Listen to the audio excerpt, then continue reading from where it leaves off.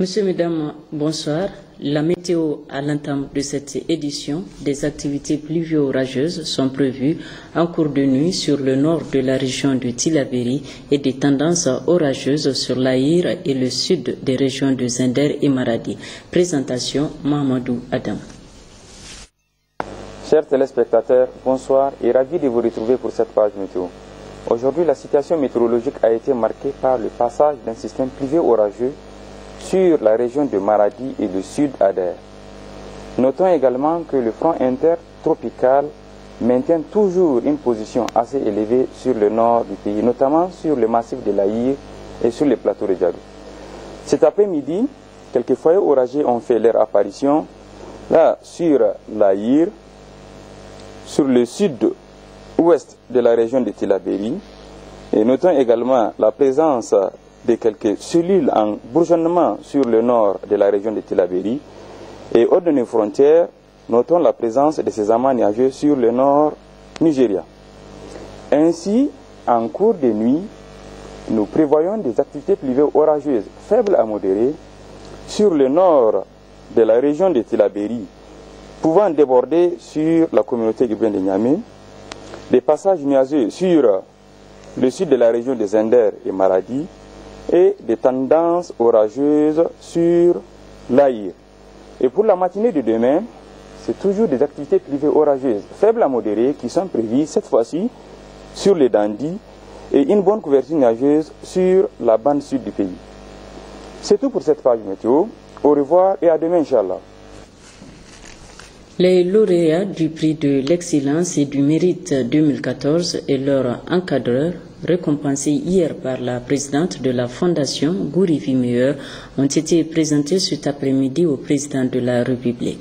Les détails de cette rencontre d'échange avec ces jeunes espoirs de demain, c'est avec Djouari Isiaka et Isaac Issa.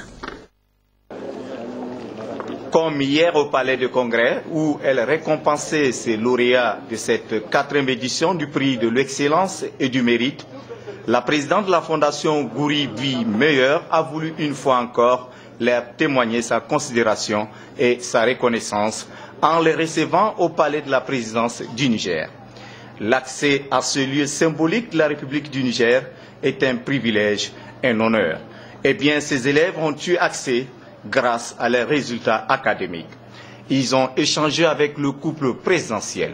Le président de la République n'a pas manqué d'exhorter ces jeunes. J'ai voulu profiter de la présente cérémonie pour vous dire combien je suis fier de vous. Merci. Combien je suis fier des résultats que vous avez obtenus pendant l'année scolaire. Je sais que vous avez été sélectionné en raison de 3, je crois, par niveau d'enseignement, 3 par région. Vous êtes parmi les meilleurs. Vous êtes parmi les meilleurs de votre génération. Et c'est pour cela que je voudrais vous féliciter.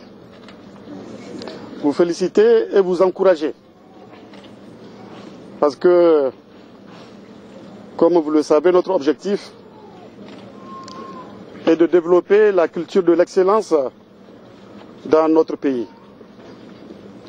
Nous avons besoin de jeunes Nigériens bien formés. Nous avons besoin de jeunes Nigériens avec la tête bien pleine, avec un corps sain et la tête bien pleine. Et c'est sur vous que va se construire l'avenir de notre pays. Vous êtes l'avenir du Niger. Et c'est pour cela que nous avons tenu à vous féliciter, à vous encourager. Vous pouvez compter sur notre soutien pour la suite de vos études. Le Niger a besoin de compétences. Le Niger a besoin d'une jeunesse bien formée. Le Niger a besoin d'une jeunesse qui prenne pour modèle les grands intellectuels nigériens que nous avons connus, des intellectuels comme Abdou Moumouni, dont l'université porte le nom, des intellectuels comme Babou Bakar, qui était le premier recteur de l'université de Niamey, des intellectuels comme Dandiko Danklodo. Voilà ce que vous devrez toujours prendre pour exemple, pour modèle. Donc je vous encourage, je vous félicite et je vous souhaite une bonne poursuite de vos études, parce que je sais que parmi vous, il y aura certainement des ingénieurs, il y aura des médecins, il y aura des officiers. Bref, parmi vous, il y a les dirigeants du Niger de demain, peut-être des présidents, peut-être des ministres, des premiers ministres, des officiers supérieurs, comme je l'ai dit. Donc vous avez tout l'avenir devant vous et soyez sûrs que nous allons vous accompagner sur votre chemin. Je vous remercie. Nous avons recueilli quelques sentiments juste après cette rencontre. Ça nous fait plaisir. Ça nous a vraiment plu de rencontrer le président et la première dame Aïssata Issoufou. On donne conseil à les autres enfants de bien travailler. Oui, de bien travailler, on les encourage vraiment. C'est un signal fort pour l'avenir du Niger et que les jeunes scolaires doivent se dire que seul le travail doit désormais payer. Oui, comme vous l'avez vu sur ces images, la Fondation Gouri Vie Meilleure, en collaboration avec les ministères en charge de l'éducation et de la formation, ont procédé hier après-midi au Palais des Congrès de Niamey à la remise des prix de l'excellence et du mérite aux meilleurs élèves de l'année académique écoulée. C'est la première dame, Hadja Aïssata Issoufou, qui a parrainé cette cérémonie de récompense en présence de plusieurs membres du gouvernement et de nombreux invités. Le compte rendu avec Djouari Siaka. C'est la 4e fois consécutive que la Fondation Gouri Vie Meilleure vient en appui au ministère en charge de l'éducation. Cette cérémonie du prix de l'excellence et du mérite ou journée de l'excellence est particulière cette année 2014. Elle prend en compte, en plus du primaire et du secondaire classique, l'enseignement professionnel. Cette innovation cadre bien avec l'esprit et la lettre du programme sectoriel de l'éducation et de la formation, PSEF, qui fixe les grandes orientations de développement du système éducatif de manière holistique, c'est-à-dire du préscolaire au supérieur, en prenant en compte la formation professionnelle et technique. Ce rendez-vous est pour les élèves qui se sont distingués par leurs résultats durant cette année académique 2013-2014. Ainsi donc sont récompensés les meilleurs du primaire en classe de CM2, ceux du secondaire suite à leurs résultats au BEPC et au baccalauréat, et enfin les meilleurs des centres de formation professionnelle et des lycées d'enseignement technique.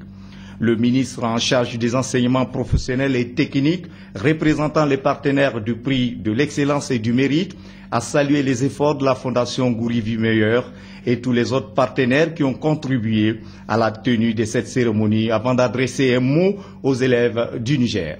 Je voudrais ici adresser nos vives félicitations à tous les récipiendaires, à leurs encadreurs, à leurs parents, et nous les encourageons à persévérer davantage. Je demanderai aux autres enfants du Niger de leur emboîter le pas, de suivre leur exemple et d'imiter ceux de leurs frères et sœurs qui sont honorés aujourd'hui. Pour la première dame Aïssata Issoufou, cette volonté de distinguer les élèves ayant obtenu les meilleurs résultats à travers tout le Niger vise à promouvoir et à faire renaître chez les élèves l'amour du travail et la culture de l'excellence. Cela traduit aussi ma volonté de contribuer à un développement harmonieux de notre système éducatif à travers des actions multiformes engagées par la Fondation Gouri Vie Meilleure au profit de tous les segments du système éducatif. Les lauréats sont les 3 meilleurs des différents niveaux d'enseignement précités dans chacune des régions du pays. des prix spéciaux réservés aux bacheliers d'enseignement général et technique. Ces prix sont composés d'ordinateurs portables, des sacs d'étudiants, des clés USB, des dictionnaires, pour ne citer que ceux-là.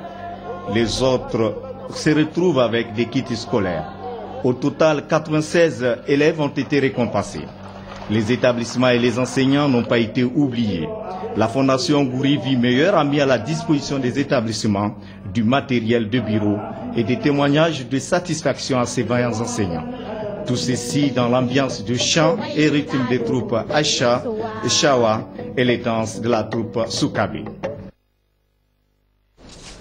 Le président de la République Issoufou Mahamadou était à Nairobi, au Kenya, où il a pris part du 1er au 3 septembre 2014 au sommet du Conseil de paix et de sécurité de l'Union africaine. Le chef de l'État a également effectué une visite de travail à Cotonou, au Bénin. Vous suivrez en partie magazine de cette édition le film complet de ce déplacement. Après Difa et Boussou, le président de la haute autorité à la consolidation de la paix, le colonel-major Mamadou Abou Tarka, est arrivé hier dans la commune rurale de Chétimari, où il a procédé au lancement d'un micro-projet avant de rendre visite à un contingent de nos forces de défense et de sécurité en mission dans la zone. Ce lancement, c'est le début d'un certain nombre de travaux d'intérêt général, donc des travaux à haute intensité de main-d'œuvre. C'est vraiment la 4e phase, disons, de notre politique de sécurité et de développement pour notre pays. Mais très simplement, je vais vous expliquer un peu comment le président de la République procède pour défendre le Niger. Voyez-vous, quand il y a eu la crise libyenne où on craignait qu'il y ait des retombées sur le Niger, et en même temps il y avait la crise malienne. Qu'est-ce que le président de la République a fait? Dans un premier temps, il a fait bouger l'armée dans le nord du pays à travers l'opération Mali-Béro. Donc on a occupé l'ensemble du nord du pays. Ça, c'est la première phase de sa stratégie. Il faut montrer sa force, il faut être présent, il faut faire en sorte que les autres sachent que s'ils s'en prennent au Niger, ça va leur coûter cher. Deuxième partie de la stratégie, il faut maintenant sensibiliser les populations, les gagner à la politique de l'État. C'est ce que nous avons fait dans le nord du pays. Vous vous souvenez que le président de la République a ouvert le forum d'Arlit, ensuite suivi par d'autres forums. Troisième phase, on a continué la sensibilisation des populations, surtout des jeunes.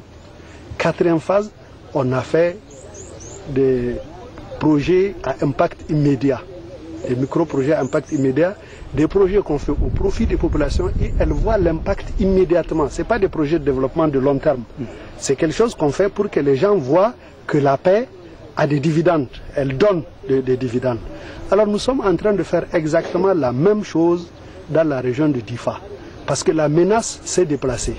Aujourd'hui, le Mali, ils sont en négociation. Il y a une force internationale qui est là-bas. Donc il n'y a plus de danger de ce côté. Le danger est réduit. La Libye, tous ceux qui devraient venir de la Libye sont déjà venus.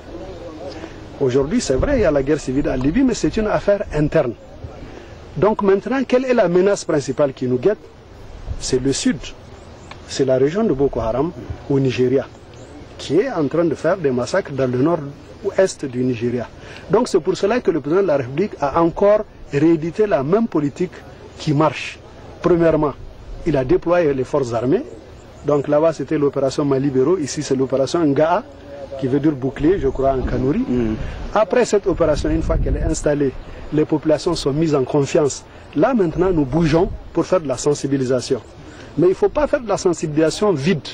Il faut faire de la sensibilisation et montrer également aux populations, en particulier aux jeunes, qu'il y a un certain nombre de projets, de micro-projets, qui vont venir, qui vont les occuper et qui vont permettre aux forces armées de faire bien leur travail parce qu'il y a l'occupation de jeunes, il y a la sécurité, il y a une ambiance de défense de l'intégrité et de la souveraineté de notre pays. Le Fonds des Nations Unies pour l'enfance UNICEF, en collaboration avec la délégation de l'Union européenne, a fait don au ministère de la Santé publique. Composé de 8 véhicules Toyota et de 80 motos, ce don est estimé à environ 200 millions de francs CFA. Nous y reviendrons plus en détail dans nos prochaines éditions.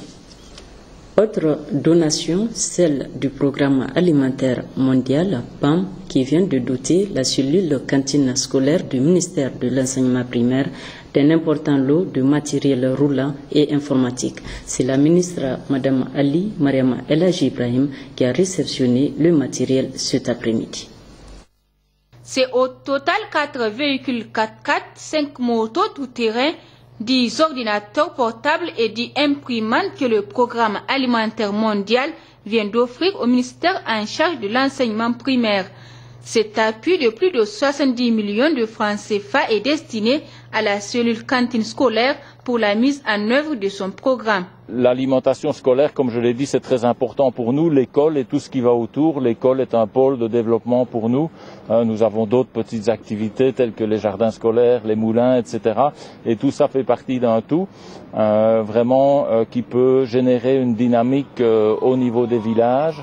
De plus en plus, nous essayons d'avoir une approche la plus intégrée possible entre l'alimentation scolaire, mais aussi les autres activités que le PAM fait, notamment à travers le PAA, donc développer la petite agriculture qui peut vendre ses surplus à la cantine scolaire, etc. Ce geste démontre une fois de plus la disponibilité du Programme alimentaire mondial à soutenir les actions du gouvernement nigérien dans le domaine de l'éducation. Cet appui n'est pas le premier du genre. Et PAM a toujours été aux côtés du ministère de l'enseignement primaire dans les activités des cantines scolaires. C'est ainsi qu'en 2013, le nombre de cantines est passé de 702 à 1250, comme il vient de le dire. Il y a eu beaucoup d'activités, de formation des gestionnaires des cantines, des formations des coordinateurs au niveau des régions. Il y a eu la formation des magasiniers aussi cette année. Au-delà des cantines scolaires, de l'appui aux élèves au niveau des cantines scolaires, appui qui contribue non seulement à améliorer l'accès, la fréquentation et la rétention des élèves à l'école. Il y a un autre paramètre à travers ce nouveau projet, celui de lutter contre la pauvreté. Et la lutte contre la pauvreté se fait ici à travers l'achat des productions des producteurs locaux pour ravitailler les cantines. Ce matériel roulant et informatique devrait permettre le renforcement de capacité du ministère en charge de l'enseignement primaire et en particulier celle de la cellule cantine scolaire pour le bien des enfants des zones les plus reculées du pays. Restons toujours dans le même ministère pour parler cette fois-ci du volet alphabétisation et formation des adultes. Et pour en parler, nous recevons ici sur ce plateau Madame Achabi Kouriram, directrice des programmes d'alphabétisation et de la formation des adultes. Madame la directrice, bonsoir. Bonsoir. Et merci d'être venue. Vous êtes ici sur ce plateau pour nous parler de la journée internationale de l'alphabétisation qui sera célébrée le 8 septembre prochain. Alors, qu'est-ce qu'on peut retenir de cette journée? Merci beaucoup, Rabi. Donc, c'est vraiment à moi de vous remercier pour me permettre, en tout cas, de parler de la journée internationale sur votre plateau. La journée internationale de l'alphabétisation, c'est une journée qui a été instituée depuis 1965 et qui se fête chaque année. Mais bon, il se trouve que cette journée est un peu moins connue par les médias, moins connue par les populations. Donc c'est ça qui explique notre présence ici aujourd'hui pour parler un peu plus avec vous par rapport à cette journée. Et le thème retenu pour effectivement la célébration de cette journée est alphabétisation et développement durable. Mais au niveau national, il y a un thème qui a été retenu.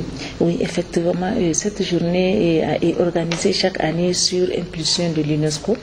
Et le thème retenu au niveau international, comme vous venez de dire, c'est alphabétisation et développement durable. Mais nous, pour cette 48e édition qui sera célébrée à Zender, à Damborto, nous avons retenu le thème de alphabétisation, une étape incontournable sur le chemin de l'éducation pour tous tout au long de la vie. Et la journée sera célébrée à Damborto, dans la région de Zender.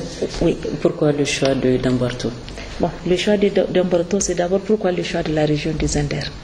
Donc la fête est célébrée de façon tournante au niveau de chaque région, chaque année, Donc cette année, il se trouve que c'est le Zender qui a l'honneur d'abriter cette journée. Et le choix de Demborto a été effectué au niveau local, compte tenu de certains aspects liés justement à l'alphabétisation. Pouvez-vous nous citer? Oui, effectivement, Demborto se trouve à Matamei. Et Matamei, vraiment, c'est un département, Kanché, du moins, c'est un département où nous avons beaucoup d'actions en matière d'alphabétisation, beaucoup de partenaires, plus précisément CRS qui nous soutient beaucoup là-bas. Donc c'est tout cela pour que les gens voient à peu près les expériences qui sont là-bas. Voilà pourquoi. Est-ce qu'il y a une autre particularité par rapport à la célébration de l'édition 2014? Oui, merci. L'autre particularité, c'est que Madame la ministre de l'Enseignement primaire, de l'alphabétisation, de la promotion des langues nationales et de l'éducation civique, Madame Ali Mariam El Hadji Ibrahim, donc a opté pour donner une visibilité, une réelle visibilité, une mobilisation de toute la communauté nationale pour la célébration de cette journée. Donc voilà en fait la particularité qu'il y a par rapport à la 48e édition de la célébration. Vous le savez bien, ces derniers temps, en tout cas l'alphabétisation et l'éducation étaient aux lèvres de la population nigérienne par rapport à l'indice de développement, vous le savez.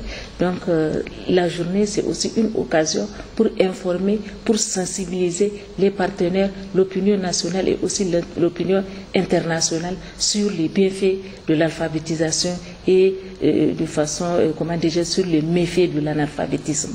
Et vous savez très bien, au Niger, nous avons un fort taux d'analphabétisme, près de 70%. Y a-t-il des avancées dans le domaine? Oui, les avancées, il y en a, parce que depuis, en tout cas, l'arrivée des autorités de la 7e République depuis 2011, le changement qu'on a constaté, c'est que l'État s'investit de plus en plus dans le financement des centres, dans l'ouverture des centres d'alphabétisation. Et ça, vraiment, c'est une réelle avancée en matière d'alphabétisation. C'est quelque chose que nous, en tant que techniciens de l'alphabétisation, nous ne connaissons pas avant. Avant, on dit toujours qu'on se plaint que c'est seulement les partenaires qui financent l'alphabétisation. Mais ces 3 années, vraiment, il y a une implication effective, si on peut le dire, des populations, des responsables, des autorités de la 7e République et surtout de la ministre de l'enseignement primaire, de l'alphabétisation et de la promotion des langues nationales par rapport, en tout cas, au sous-secteur de l'alphabétisation. Oui, cette journée internationale, vous l'avez dit, sera célébrée le 8 septembre prochain à Demborto, à Zender. Alors, quel appel avez-vous à lancer à l'endroit des différents acteurs? Oui, donc, comme je le disais, ce que nous avons mis au devant au niveau du ministère de l'enseignement primaire, de l'alphabétisation, de la promotion des langues nationales et de l'éducation civique, c'est vraiment la mobilisation et l'implication de tous les acteurs. Donc par rapport à ça, l'appel, c'est vraiment de demander à tout un chacun de considérer l'alphabétisation comme une de ses priorités. Parce que l'éducation, l'alphabétisation est une partie intégrale du système éducatif nigérien. Donc partant de ça, l'éducation, en tout cas, est l'affaire de tout le monde. Et par rapport à ça, l'alphabétisation aussi doit être une préoccupation de tout le monde, de chaque Nigérien à tous les niveaux. Surtout qu'elle joue un rôle moteur dans le développement du pays. Bien sûr. L'alphabétisation joue un rôle moteur dans le développement du pays parce que c'est démontré clairement que le niveau d'instruction d'une population, en tout cas, est intimement lié au niveau du développement de ce pays. Et avec moins de 40%, on ne peut même pas parler de décollage économique ou social en matière de développement durable. Madame Atsabi Kouriam, merci d'être venue. Je rappelle que vous êtes directrice des programmes d'alphabétisation et de formation des adultes au ministère de l'enseignement primaire, de l'alphabétisation et de la promotion des langues nationales. Merci et restez avec nous pour suivre la suite de cette édition.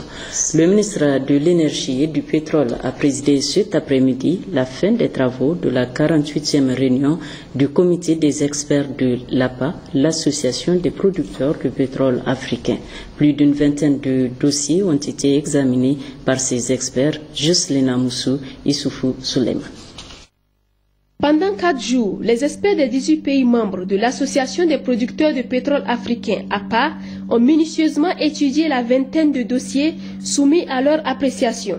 Il s'agit entre autres du point des activités à mi-parcours de l'association, de l'examen du budget du fonds de l'APA et surtout de nouvelles perspectives à dégager pour une plus grande dynamisation de l'association. Il y a 2 études principales qui ont attiré beaucoup l'attention des experts. C'est surtout la mise en œuvre de l'étude comparative du cadre légal et contractuel de notre association que l'APA a réalisé.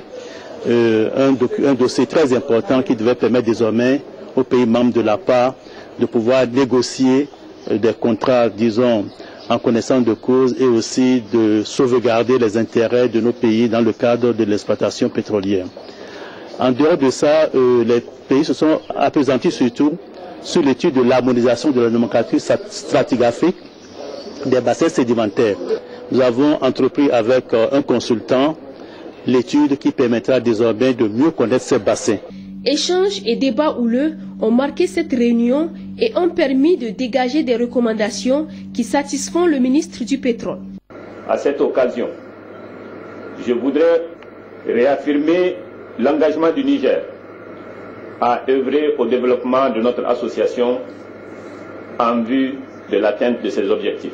Je puis vous assurer que mon pays ne ménagera aucun effort pour contribuer de la manière la plus efficace possible à la mise en œuvre des actions de l'APA.